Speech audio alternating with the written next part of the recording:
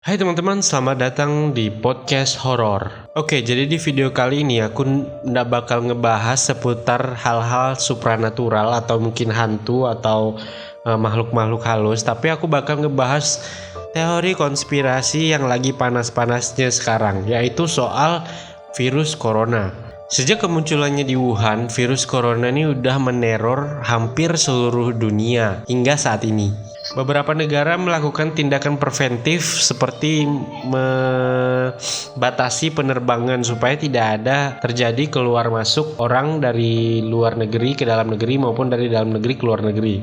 Nah, di tempat aku sendiri di Pontianak ini udah terjadi ya kawan-kawan. Jadi penerbangan tuh udah ditutup untuk pesawat dan bandara tuh sudah ditutup. Jadi tidak ada penerbangan masuk dan penerbangan keluar, mungkin kecuali pesawat kargo yang membawa barang, dan itu tidak boleh membawa penumpang. Korban yang ada akibat virus ini juga udah lumayan banyak ya kawan-kawan. Bisa kalian lihat sendiri, media sekarang selalu mengulas jumlah kasus kematian, orang positif dan juga orang sembuh. Itu di TV selalu ada update-annya tiap hari. Tapi sejak awal virus ini mulai menyebar di Wuhan, di Cina, dan juga mulai menyebar di Indonesia dan di negara-negara lainnya, banyak sekali teori konspirasi mengenai virus ini itu menyebar di media sosial. Ada yang berasumsi kalau misalkan virus ini adalah senjata biologis yang dibuat oleh Cina yang bocor dari laboratorium yang ada di sana, sehingga virus ini menyebar dan menginfeksi semua orang yang ada di sana dan sekarang menginfeksi seluruh umat manusia yang ada di bumi kita tercinta ini kawan-kawan. Tentu ya, kebenaran dari teori ini belum bisa dibuktikan karena ini masih teori konspirasi kawan-kawan, belum menjadi fakta. Yang menarik perhatian aku nih kawan-kawan, dari beberapa teori konspirasi yang keluar di media sosial tuh, yang paling menarik buat aku bahas tuh adalah teori program per 100 tahun kawan-kawan, yaitu adalah wabah penyakit yang sengaja dirancang oleh elit-elit yang ada di dunia nih tiap 100 tahun sekali untuk mengurangi jumlah populasi yang ada di dunia ini. Ini nih agak masuk gimana ya? Agak masuk gitu, agak menarik buat aku bahas. Kenapa? Karena kok wabah nih bisa terjadi itu setiap 100 tahun sekali. Apakah kebetulan? Kalau emang kebetulan nih kebetulan yang janggal ya nggak sih? Dan dengan tujuan disebarkannya wabah ini adalah mengurangi populasi di dunia yang terus membludak. Nah, ini juga masuk akal kalau misalkan tujuannya untuk mengurangi populasi yang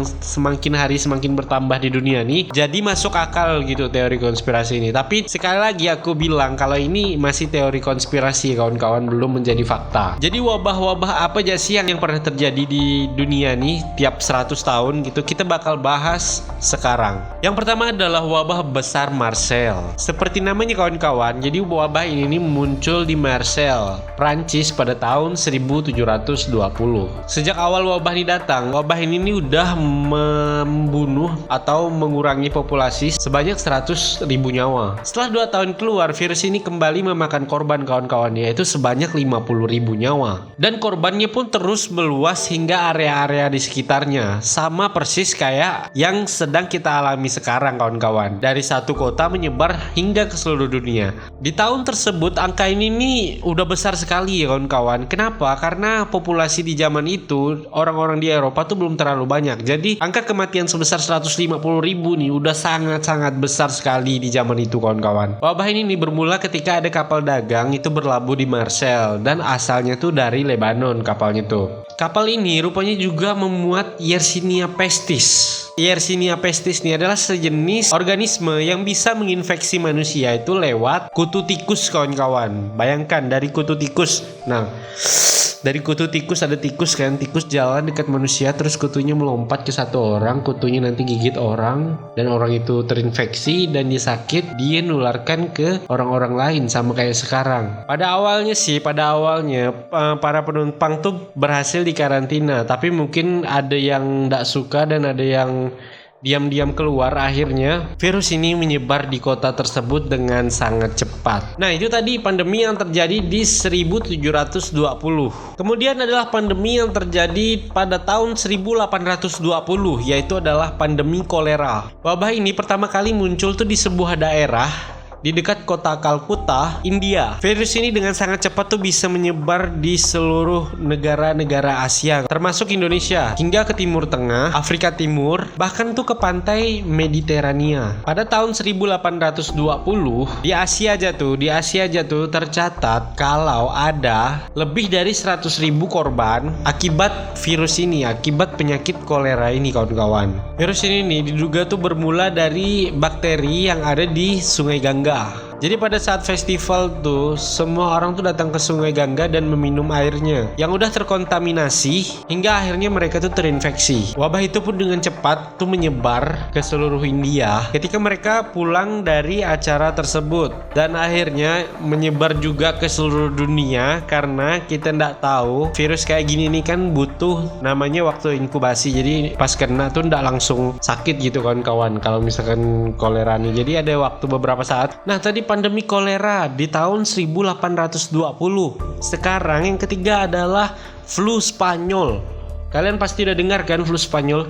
Flu Spanyol tuh terjadi pada tahun 1920 kawan-kawan. Gimana menurut kalian? Yang pertama 1720, yang kedua 1820, dan yang ketiga flu Spanyol terjadi di 1920 kawan-kawan, di tahun 1920. Jadi kawan-kawan, ada orang nih namanya Jeffrey Tubenberger. Dia nih adalah seorang virologis asal dari Amerika, dan dia nyebut virus ini nih adalah the mother of pandemics. Gila, jadi ini nih mamanya dari segala macam pandemik yang ada di dunia kawan-kawan. Bukan tanpa alasan dia bilang kalau misalkan flu Spanyol ini adalah the mother of pandemics, dari segala macam pandemics. Karena flu ini nih bisa menewaskan tuh jutaan nyawa dari berbagai macam negara kawan-kawan. Jadi untuk flu Spanyol sendiri ini masih belum tahu asalnya dari mana. Cuman negara yang banyak terdampak oleh virus ini nih, yang paling gencar untuk memberitakan tentang flu ini adalah negara Spanyol, sehingga semua negara mengenal kalau misalkan flu ini nih namanya tuh flu Spanyol. Tapi belum tahu kalau asalnya tuh dari mana virus ini nih, flu Spanyol nih. Virus ini nih tergolong virus yang paling cepat menyebar ya kawan-kawan, flu Spanyol nih. Kenapa? Karena dia tuh airborne, jadi tuh bisa menular lewat udara. Jadi misalkan kita bersin gitu kan, bersin itu bisa terbang kemana-mana dan itu bisa kena ke orang lain yang ada jaraknya ndak jauh dari kita kawan-kawan. Dan misal pun kita udah social distancing, mungkin virus tuh bisa melayang-layang ke sana ke sini sehingga bisa masuk ke makanan orang yang ada di pinggir jalan, bisa kena orang yang ada di luar rumah lah pokok intinya kawan-kawan. Jadi virus ini sangat cepat sekali menyebar. 1 miliar orang atau sekitar 60% populasi dunia nih waktu itu tuh udah diperkirakan tuh pasti kena sama epidemi ini nih. Jumlah korban yang tewas untuk flu Spanyol ini bukan main-main sih kawan angkanya. Benar, bukan main-main ini angkanya. Itu sekitar 21 juta jiwa kawan-kawan. Itu yang ada di daerah Spanyol. Tapi kalau keseluruhan itu bisa 50 sampai 100 juta jiwa korban untuk flu Spanyol di kala itu. Gila dah tuh. Gila, parah. Jadi flu Spanyol ini termasuk salah satu penyakit paling menular, paling mematikan yang pernah ada di muka bumi ini kawan-kawan. Kalau sama cacar kan ular, tapi cacar tuh masih biasa-biasa aja, masih bisa cepat sembuh gitu. Dan makan korbannya itu enggak banyak lah. Tapi kalau misalkan udah flu Spanyol nih pada saat itu tuh makan 50 sampai 100 juta jiwa kawan-kawan. Bayangkan di seluruh dunia. Apa enggak jadi penyakit paling mematikan, penyakit menular paling mematikan yang ada di dunia. Gila. Untuk waktu itu, sekarang juga sih menurut aku.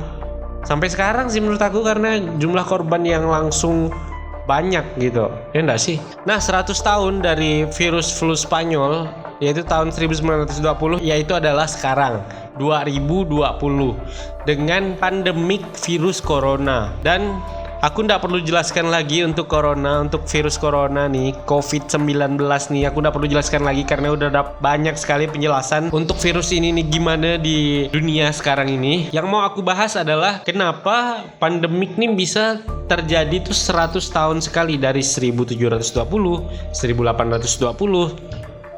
1920 dan sekarang akhirnya 2020.